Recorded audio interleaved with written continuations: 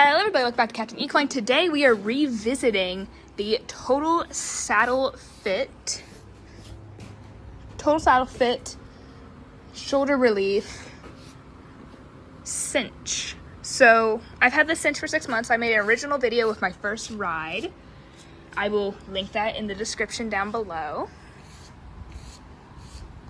And I just wanted to revisit it after 6 months to tell y'all how I ended up feeling. I'm also going to do a sort of debunking bad reviews because I see a lot of those videos and I thought it'd be fun to do it with something horsey related. So yeah, let's get right into the video. Alrighty, so while I refly spray him for the third time in 5 minutes, I thought that I could go ahead and chat about how the cinch has been working for us. Personally, I feel like it makes him move better. He used to be so ulcery that he does a little play bite now, which is just learned behavior instead of actual pain. And it used to be like snarling, I'm going to get you bites. So I'm super grateful for the change in that. It's been a great change for him. It helps him move better. He's an older guy, so anything that can help him move, etc., I'm always looking to grab. So yeah, that's just a quick minute-long review of how it's worked for us. I'll put some of my barrel runs so y'all can see it sort of in action. But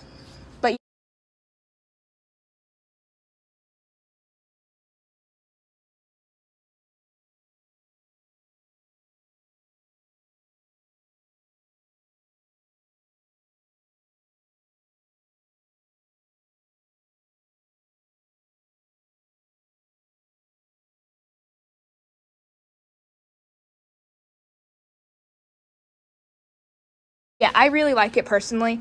Just for breed specifics, he's a 24-year-old appendix, so that's thoroughbred quarter horse. He's 16.3 hands, or around that. He might be a little bit more, a little less. And he's a very sensitive boy. Literally, you could flick a light switch and he gets blindness. It's just...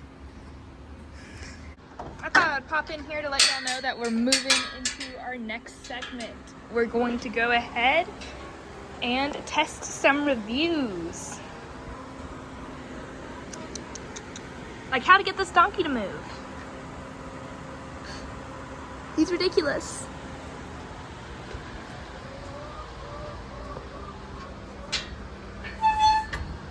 No.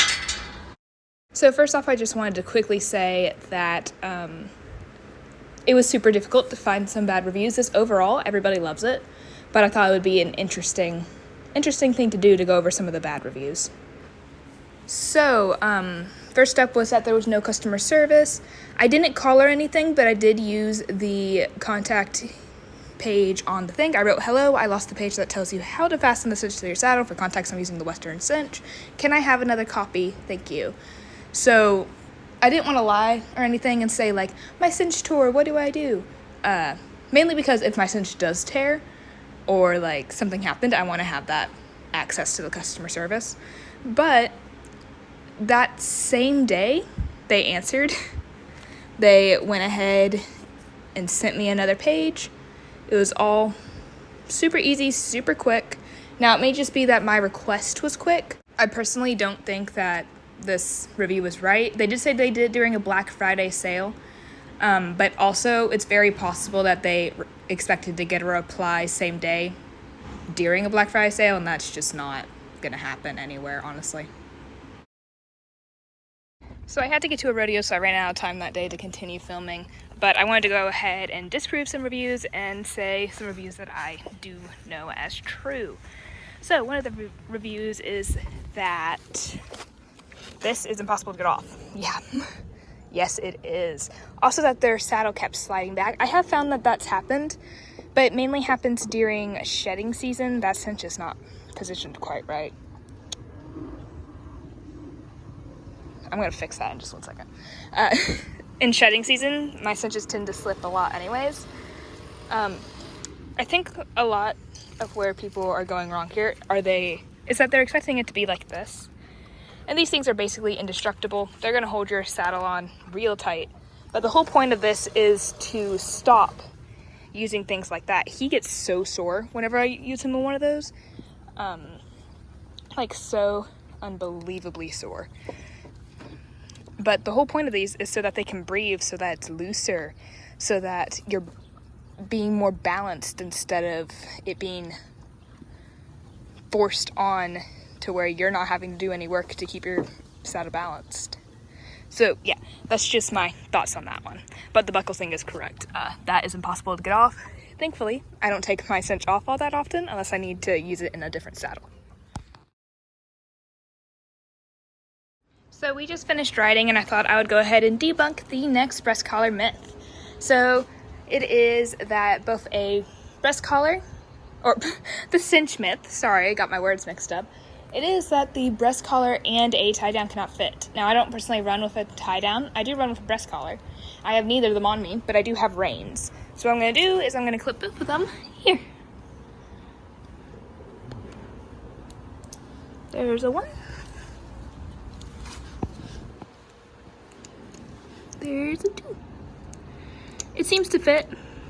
A third one might be a little snug, but I think it'll work. So yeah, that's another myth.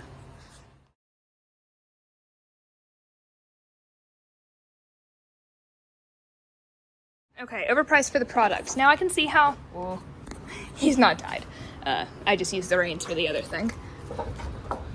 So I can see how some people may think that this is overpriced because mine was $200. There is a cheaper option, but mine was $200, and the more stuff you get added onto it, the more expensive. Like I'm fixing to buy myself a $40 wool liner for the winter, but it really isn't all that over expensive whenever you look at the price of tack now.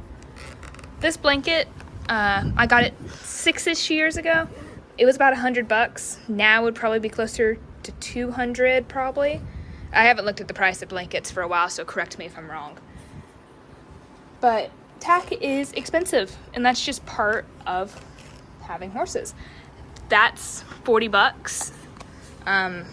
There are some that are more expensive than that. This is expensive, this is expensive. I mean, obviously the saddle's expensive, but that's just it, tack's expensive. So something that is this specialized, $200 honestly didn't seem like that much to spend. I did save up for it over the course of a couple months, taking a little bit of my extra money and putting it into a fund for my cinch. So I think if you're smart about it, $200 isn't going to be that much to pay for your horse to be more comfortable. And while we're at it with the overpricedness, because some people think it's overpriced and it breaks, which there have been reports of, and I'm not saying are wrong, but honestly, all you gotta do is check your tack before you get on.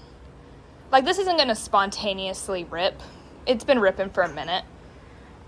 So just check before you get on, like you should with everything. That's number one on the list that I teach my students. First thing, check your tack. Second, check if your saddle's tight. So both of those things do have to do with cinches there. So yeah, check it. If you take care of your stuff and you check it before you get on, it shouldn't rip. So that is the end of the 6 months review video. I hope you guys all enjoyed. Make sure to like, subscribe, and comment if you want more content like this.